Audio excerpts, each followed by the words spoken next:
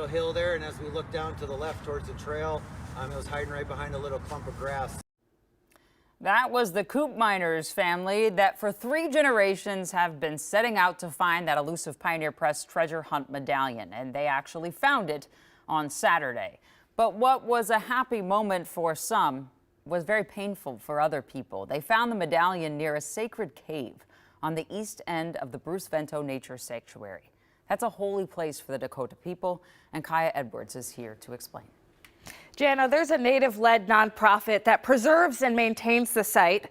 First thing on its homepage today is a letter addressing the Pioneer Press treasure hunt, calling it disappointing, but also sharing ways to move forward. Along the Mississippi River east of downtown St. Paul lies the Bruce Vento Nature Sanctuary and Wakan Tipi, a cave once engraved with Native stories going back thousands of years. There are deep connections here spiritually, ceremonially for us as Dakota people. Dr. Kate Bean is board chair of Wakan Tipi Awanyankapi, a Native-led nonprofit formed to preserve the 27-acre landscape after railroad developments nearly destroyed it. Burial grounds are also nearby in Indian Mounds Park, and Bean says people's remains likely spread to other plots during times of destruction. Neither Indian Mounds Park or Bruce Vento Nature Sanctuary should actually be designated as parks. But since 1952, the Pioneer Press has held a treasure hunt as part of the St. Paul Winter Carnival, hiding a medallion in a different park each year. This year, organizers chose the sanctuary. There's a history of grave robbing that have happened within Native cemeteries where our graves were robbed.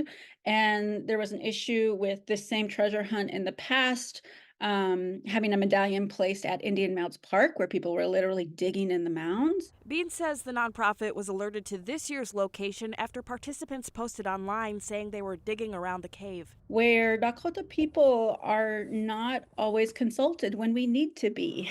The Pioneer Press posted an article acknowledging the concern. It says the nature sanctuary will be off limits for future hunts and says that's already the case for Indian Mounds Park. The nonprofit's website also addresses what happened. The executive director saying they're heartened the sanctuary will be off limits, but adding, quote, as long as the site remains designated as a public park, people in the community will continue to treat it as such. That's why they soon plan to change the designation and add informational signage. They've been working on this with the city of St. Paul long before the treasure hunt. And Wakan Tipi is currently fundraising to put a center called the Wakan Tipi Center at the entrance to the park. And the hopes are the public will gain a better understanding of why this site is so significant for Native people. The Wakan Tipi group says community can get involved by attending events that they host, meant to improve the land, things like cleaning up trash and planting seeds. Jana? Kai, I thought it was really cool that they also said, we understand this mistake was made, but we want to put education first here too, so it never happens again. Yeah, I think they were in agreement on that. One other thing to mention is that in addition to consulting with the city of St. Paul on this center that's set to open this or to start construction this spring, they did also consult with Dakota leaders about this. So a lot to pay attention to and a lesson learned. Thank you so much, Kai. I appreciate it.